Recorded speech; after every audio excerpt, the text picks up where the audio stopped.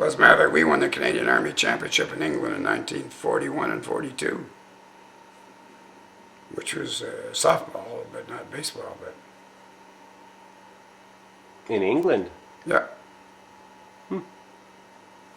Yeah, we were pretty lucky. We were excused all that Army junk to play ball as long as we were winning. Jeez, drinking beer, chasing girls, and playing ball. And when you went overseas, which I spent most of my time overseas, you had to send home $20 a month or defer it. They would keep it for you till after the war. And you're getting $39 a month, so you're getting $19 a month to spend, and $20 was either kept for you or you sent it home, you know. But you didn't really need any money because there was lots of ways to make money in the Army, that's for sure. None of which were legitimate, but still. But it was a common practice. Yeah, right. Everybody was doing it. We had one casualty. And one almost casualty.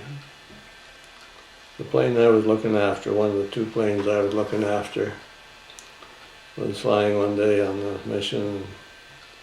The co-pilot got up out of a seat and went back to talk to some of the other guys that were with him. When they came back, there was a hole in the seat. Bullet, small bullet, high-powered rifle or something, and nailed the bucket he was supposed to be sitting in. And he was lucky boy that time.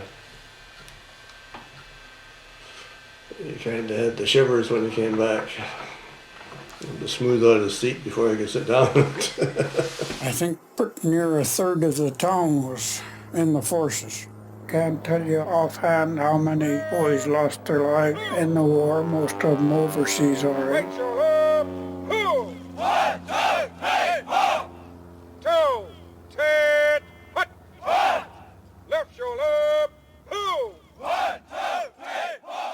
Our aircraft was shot down in 1943. Been a prisoner of war for 2.5 years. There's no good memories there.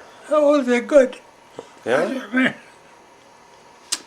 I made the best of everything, or tried to. When the aircraft I was in was shot down over North Africa, right near the end of what they call the African campaign. And I moved to Italy quickly. But I was escaped 2 twice.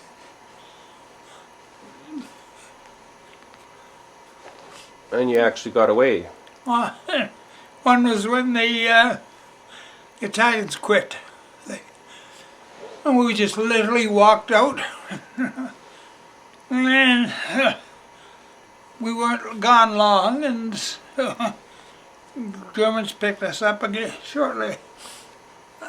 This is where I made friends, you know, and short time. Then after being recaptured, we were on our way to Germany, and one of my friends had a screwdriver, and we took the bars out of the windows on the carriage and jumped out. So 9 months later I got caught again. I went to Germany. All my friends wanted to escape, but I didn't feel like it anymore. They didn't either. But you know, you have friends forever there in those things. Before that, nobody drank. And once Prohibition came in, everybody was making home brew, including me. My husband liked to read all these little classified ads, and they were advertising flavors, you know, to put into brew. Scotch and rye and gin and vodka and rum, I guess 6, that you could get these flavors to flavor, because those would be pure alcohol that you'd get. So he sent for it to the States, and it had to go through customs, of course. And one day if a Mountie doesn't show up at the door, wants to know what I'm using those flavors for, because it was the days of the Prohibition. So I had to think fast, because you're caught brewing, you're in trouble. Well, I says, I use it for flavor around my cooking. I don't know if he believed me or not, but he let it go. Maybe he figured, oh, well, that little creature, she can't be too, cause too much damage here. Farmer's son, he said he had this dynamite out in the back of a old thrash machine and he wanted to get rid of it. I said, well, how many sticks did he put in? Oh, I don't know, he said. Well, I said, how many did you tell him?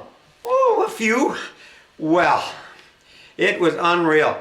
All of us, and he didn't even have the Lorraine backhoe sitting there. He'd moved it away over, so I knew there was something. Anyway, it went off, and I'll tell you, it was unbelievable. The peak on the front of the barn, this cupola that comes out, it took off all the boards out of there. It broke all the windows in the front of the barn. And there was a couple of old horses leaning over the edge of the fence, and I'll never forget that. Just poof, they took the fence and all with them, and across the field they went. Oh, great dear Sharon, she ate what she used to be. And the other guy says, no, she never was. That was on the record. And there you go. The stories were really good. Isn't it something too when you Interesting. hear your voice? When you hear your voice coming from a tape or from a Yeah, but you can remember. It's so wonderful that you have such a Oh, no, I thought they sounded really good, but it's just, I know. Oh, it when was I great. heard You myself, know, they bring back really good memories and are reminded of things that maybe forgotten about. I'm glad you asked it. That's right. The old gray mare, she ain't what she used to be, ain't what she used to be, ain't what she used to be. The old gray mare, she ain't what she used to be. Many long years ago, many long years ago, many long years ago. Oh, the old gray mare, she ain't what she used to be, many long years ago. Well, she may be old and lean, but she don't need gasoline.